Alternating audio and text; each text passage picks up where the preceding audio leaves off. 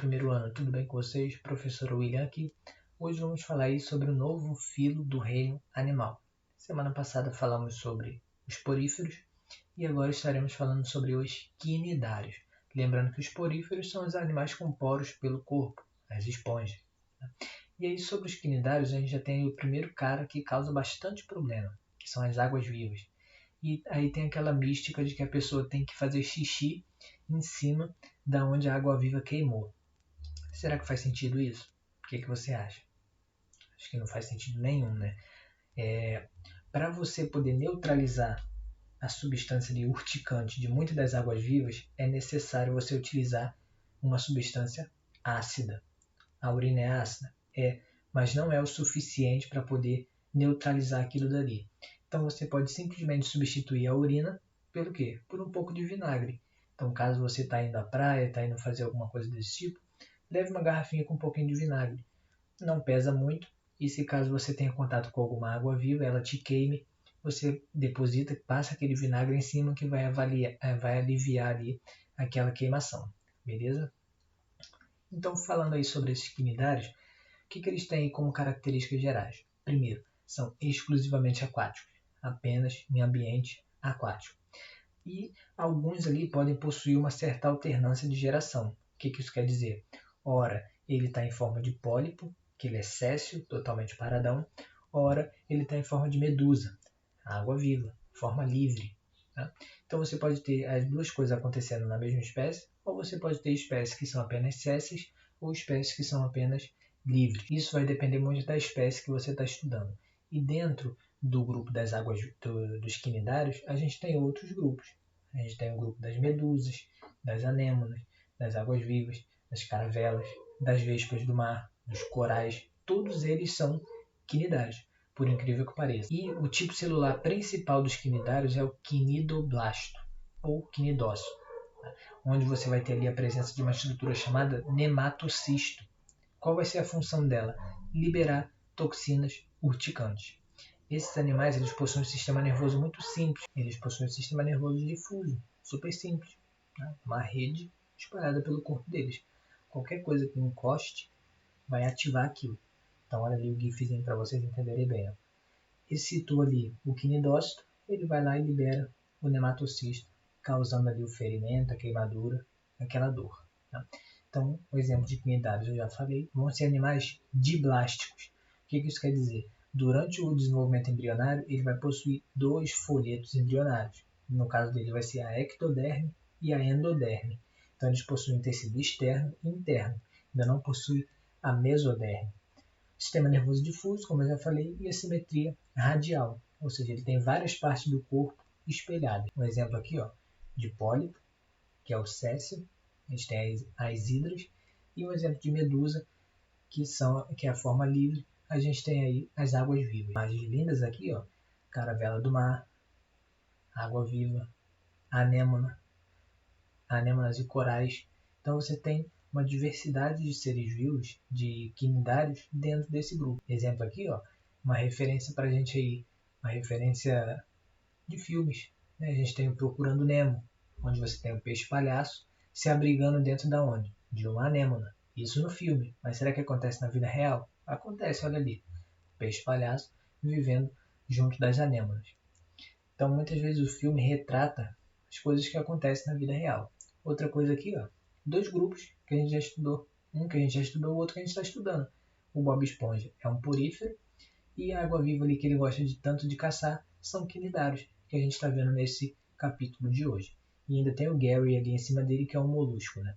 A gente vai ver mais à frente. Então, como que ocorre a nutrição e as trocas de gasosas desses indivíduos? Eles possuem já uma cavidade digestória, uma espécie de boca, tá? De abertura.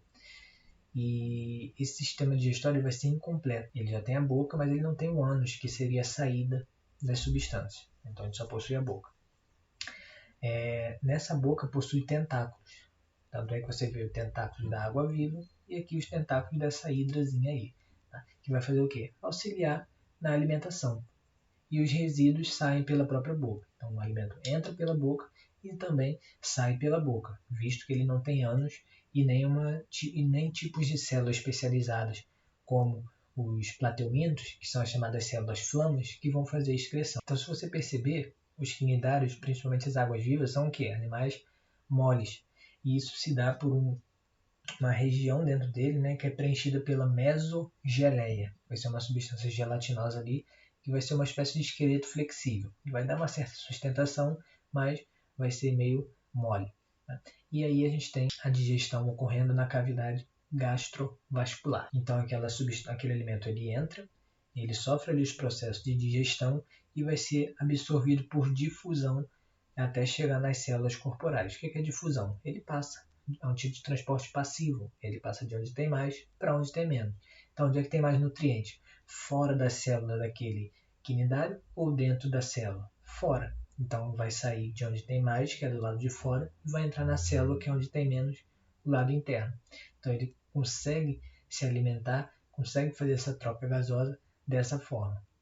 Lembrando que ele tem a boca, cavidade gastrovascular e a mesogeleia ali ajudando tudo naquele contexto. Então, a reprodução ela pode ser de duas formas, tanto sexuada, quando há troca de material genético, ou seja, tem mais variabilidade genética, ou assexuada, quando você simplesmente gera clones, sem troca de material genético nenhum.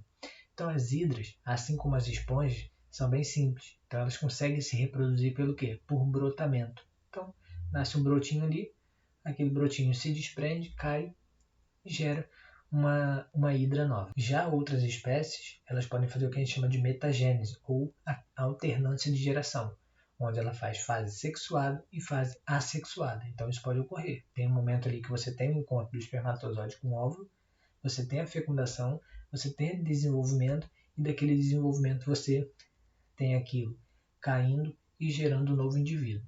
Então ele faz as duas formas. E ainda aqui a gente tem a questão também da metagênese. Olha lá, você tem entre aspas, a água-viva medusa masculina e feminina. Elas fazem a fecundação, você gera ali a blástula, que seria um aglomerado de célula, depois uma larva, que a gente chama de plânula. Essa plânula se enterra no chão e dá origem ao pólipo, que é a fase o quê? A fase séssil, que não se mexe. Você tem esse pólipo se desenvolvendo, se desenvolvendo, se desenvolvendo, até gerar uma medusa de novo. E aí ela sai livre por aí para fazer a sua reprodução sexuada. Então isso que é alternância de gerações. Quando no mesmo ciclo o animal alterna entre fase sexuada e assexuada. Então a questão de defesa dessas águas-vivas, até mostrei no slide lá no comecinho, que é feita ali por um tipo celular chamado de quinidócito. É utilizado para defesa e para captura de alimento. Então ele nunca vai te agredir do nada. Tá? Você simplesmente encostou nele, ele se defendeu. Então esse quinidócito ele vai possuir uma espécie de cíliozinho. Ó. Se você perceber ali no GIF, ele tem tipo uma pontinha. Aí a pessoa foi, encostou naquela pontinha, ela entendeu aquela informação como uma ameaça, o que ela faz automaticamente? Libera o nematocisto, uma espécie de arpão, que tem uma substância urticante lá dentro e vai te causar ali a queimadura. Olha aqui a imagem de uma queimadura. Arde pra caramba. Tá? Já fui queimado por água-viva e arde bastante mesmo. E aí a gente tem a classificação desses quinidários. Primeiro são os hidrozoários, que são as caravelas. Tá? A maioria está presente aí em água salgada e podem se organizar em colônias, formar grandes colônias. Então olha o tamanho do tentáculo desse cara, enorme. E se você olhar, ele parece que tem ali uma vela, algo do tipo assim, lembra bastante as caravelas portuguesas, tanto é que levam esse nome. A gente tem os sifozoários, que apresenta a forma de medusa, tá? Forma livre, podendo chegar a 4 metros de diâmetro. Então eles podem ficar enormes. E os tentáculos podem ter até 20 metros. Imagina um tentáculo de 20 metros no mar. Então é complicado. E representa aí principalmente as águas-vivas.